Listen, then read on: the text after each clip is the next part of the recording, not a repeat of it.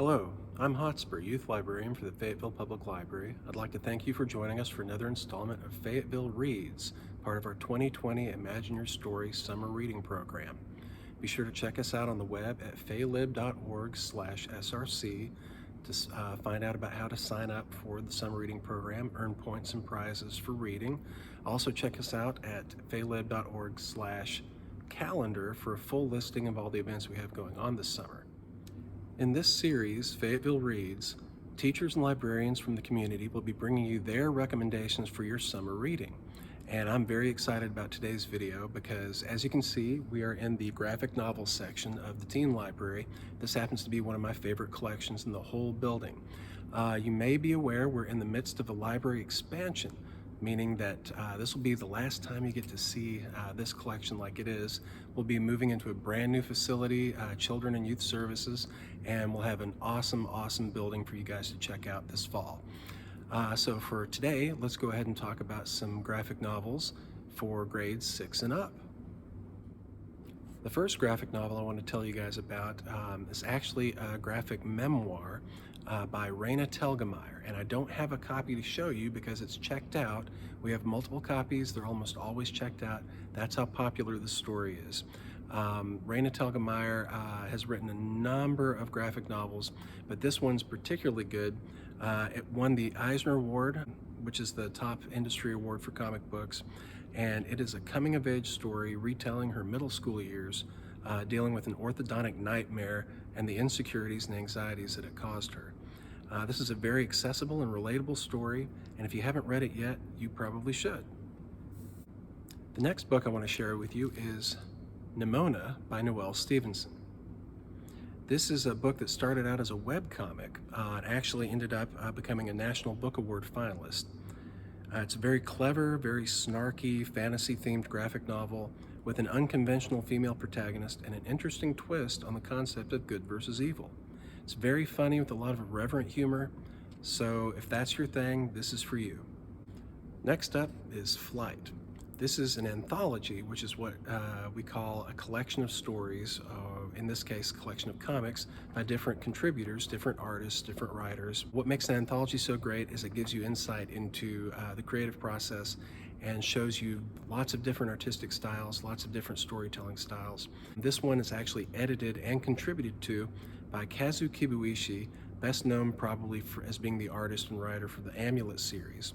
Kazu was kind enough to visit us a few years back at the Fayetteville Public Library, and he's a very talented, very nice guy, and this is a really fun series to check out if you're interested in trying out new stories. Another comics creator we were fortunate enough to have visit us at Fayetteville is Jean Luen Yang, author of American-Born Chinese. He was here as part of the TruLit Literary Festival that we put on every year in the fall.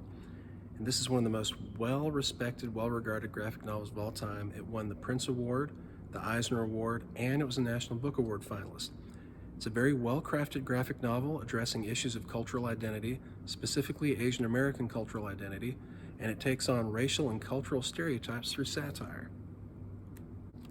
Rounding out the list of comics creators that have visited us, also visiting us last year as part of the TruLit Festival, is Jarrett Krasoska.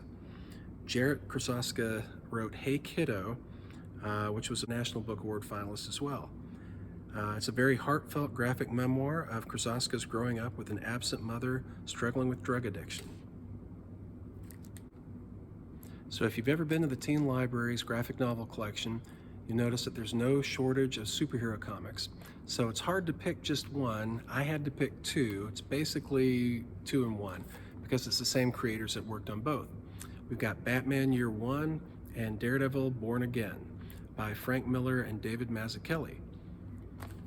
These were comics that were published in the 80s as deconstructionist superhero comics. They were pretty ahead of their time. They're gritty, dark, with excellent storytelling and art by 2 comics legends in their prime. I will warn you, both books do have mature themes and subject matter, so just take that into consideration when you're reading it. One of the more acclaimed contributions to comics in recent years is the March Trilogy, illustrated by Nate Powell from Little Rock, Arkansas. This is the graphic biography of Congressman John Lewis, detailing his struggles during the civil rights era.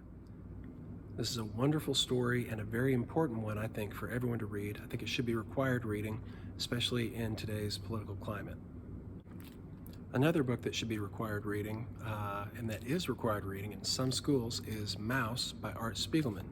This is a Pulitzer Prize-winning graphic memoir and biography written by Spiegelman about his relationship with his father, and it details the story of his father's survival from the death camps at Auschwitz during the Holocaust and World War II.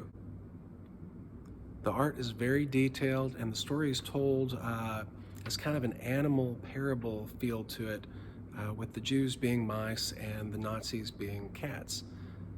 This book changed my life as a kid because it taught me that comic books didn't just have to be about superheroes and flashy tights, that they could be about much more powerful subject matter. And I'd like to give one final shout out to this book, Understanding Comics by Scott McCloud. This is a nonfiction graphic novel. It's very technical, but it's also very well written. It's especially helpful for anyone who's interested in making comics themselves. You're not going to find a better and more accessible window into the world of comics creation than this book. Of course, these are just a few of the wonderful books we have here at the Fayetteville Public Library, and I encourage you to come in and browse the collection for yourself. Be sure to tune in later this week. I'll be posting a video recommending graphic novels for grades 6 and under. And don't forget to visit us on the web at faylib.org. Also, check us out on Instagram and Facebook for fresh content uploaded daily. Thanks for watching.